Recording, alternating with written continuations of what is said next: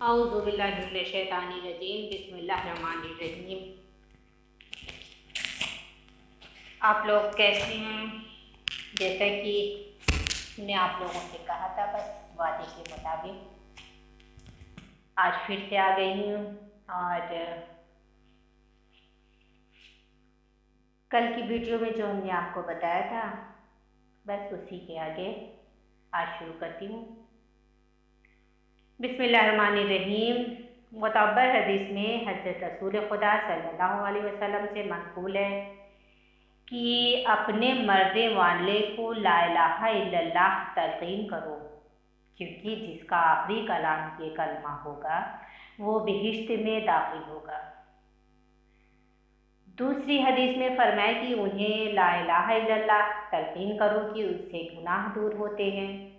حدیث صحیح میں حضرت امام محمد باقر علیہ السلام سے منقول ہے کہ جب تم کسی کو حالت جاکدنی میں پاؤ تو اس سے یہ کلمات فرج کہلواؤ: لا الہ الا اللہ الحلی الکریم، لا الہ الا اللہ الحی العظیم، سبحان اللہ رب السماوات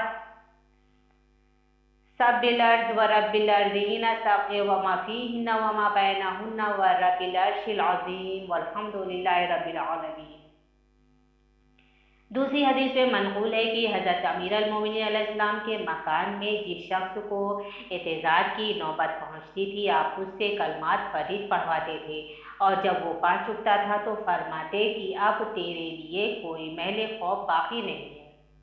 دوسری حدیث میں جو حسن ہے منقول ہے کہ حضرت رسول خدا صلی اللہ علیہ وسلم بنی ہاشم میں سے نبی ہاشم میں سے ایک شخص کی عیادت کے لیے اس کی حالت اعتذار میں تشریف لے گئے اور اسے حکم دیا کہ کلمات فرید پڑھے۔ جب وہ پڑھ چکا تو آپ نے فرمایا کہ الحمدللہ، خدا نے اسے آتش دوزخ سے نجات دی۔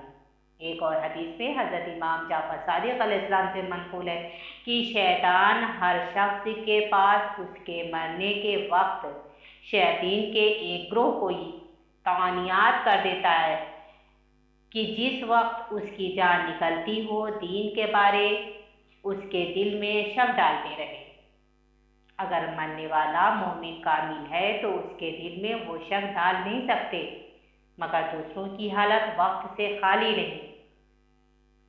اس لیے مناسب ہے کہ جب تک مرنے والا بات کر سکے اسے کلمات فرید، شہادتین، اقرار امامت ائمہ معصومین صلوات اللہ علیہ اجمعین ایک ایک کر کے بتلاتے رہیں۔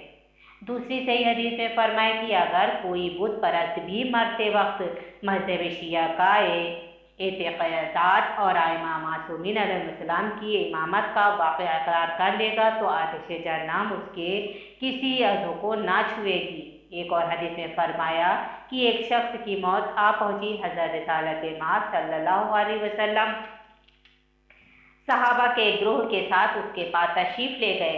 وہ اس وقت بے ہوش تھا۔ آپ نے ارشاد فرمایا کہ اے ملک الموت، اس سے ذرا دست بردار ہو جاؤ کہ میں کچھ دریافت کرنا چاہتا ہوں۔ بس وہ شخص ہوش میں آ گیا۔ حضرت نے دریافت فرمایا کہ تجھے کیا نظر آتا ہے؟ عرض کی بہت سفیدی اور سیاہی۔ فرمایا کہ تجھ سے قریب تر کون سی چیز ہے؟ عرض کیا سیاہی۔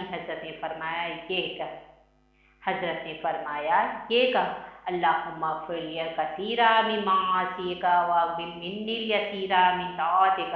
پھر وہ شخص بے ہوش ہو گیا۔ پھر آپ نے ملک الموت سے فرمایا کہ اسے ذرا سی مہلت دو۔ پھر وہ ہوش میں آیا۔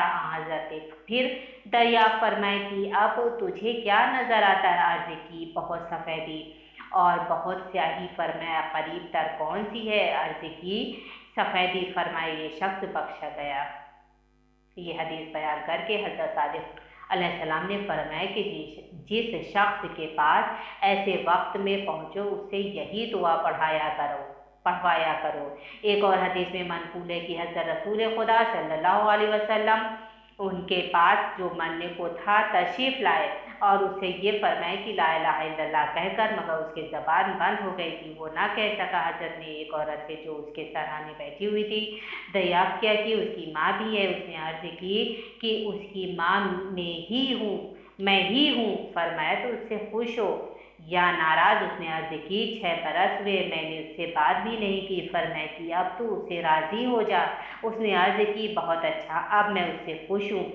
हज़रत ने उस जवान से फरमाया कि ला इलाहा इल्लल्लाह कह। उसकी ज़बान खुल गई और उसने कह दिया। हज़रत ने उससे दरियाफ़्त किया कि तुझे क्या नज़र आता है? अर्ज़ की कि एक बुद्धियत मैले कपड़ों वाला काला आदमी जिससे सख्त बदबू आती है मेरे पास खड़ा है और अभी मेरा गला पकड़े हुए था। फरमाया ये कहे, या मैं याकुल यसीरा व याफु आनिल कसीरा, इक़बल मिन्नी यसीरा वाफु आनिल कसीरा इन्नका अंतल गफूरुर रहीम। उस जवान ने ये दुआ पढ़ी। या हज़रत ने फरमाया, अब तुझे क्या नज़र आता है?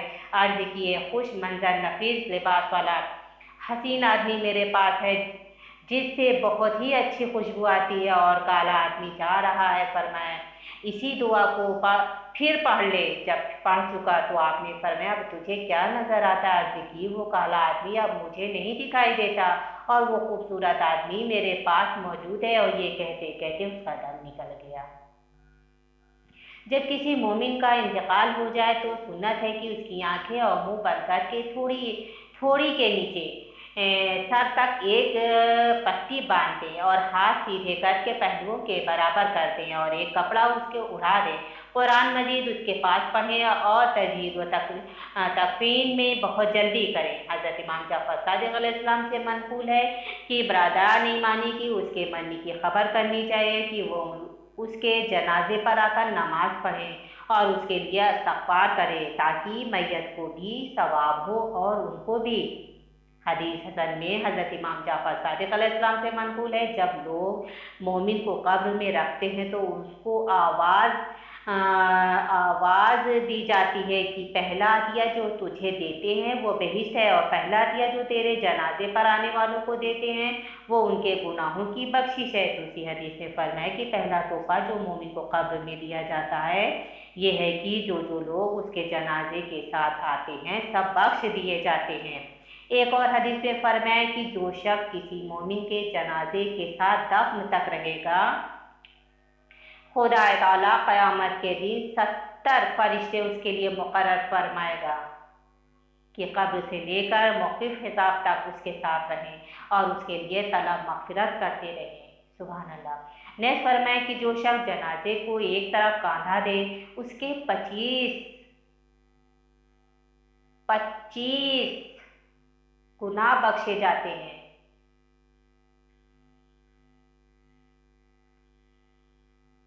और अगर चारों तरफ कांधा दे तो सब गुनाह बख्शे जाते हैं। और बेहतर सूरत यह है कि अव्वल मैयत की दाहिनी जानिब का अगला सिरा जो जनाजे का बायां पहलू है दाहिने कंधे पर ले फिर पहले सिरे को दाहिना कांधा दे, बाद उसके मैयत की बाएं जानिब का पिछला सिरा बाएं कांधे पर उठाए, फिर बाएं जानिब का अगला सिरा बाएं कांधे पर उठाए। इस सूरत से चारों कांधे देने को तरबीह कहते हैं। अगर मक्रू तरबीह करना चाहे तो जनाजे के आगे होकर ना निकले बल्कि जनाजे के पीछे से लौट कर उसी तरफ तरबीह चलाएं। और बेहतर ये है कि रास्ता चलने में भी जनाजे के पीछे पीछे चलें या पहलू में चलें और आगे होकर ना चलें। उन सब हदीसों का ज़ाहिर मतलब ये है कि अगर मोमिन का जनाजा हो तो उसके आगे आगे चलना अच्छा है, मगर अहले खिलाफ के जनाजे के आगे ना चलना चाहिए क्योंकि अज़ाब के फरिश्ते उसके इस्तक़बाल को आते हैं और जनाजे के साथ सवार होकर जाना मकरूह है। तो आज की वीडियो मेरी कैसी लगी कमेंट करके ज़रूर बताइए। इंशाल्लाह इसके आगे कल की वीडियो में जारी है। खुदा हाफिज़, अपना ख्याल रखिएगा, दुआओं में याद रखिएगा।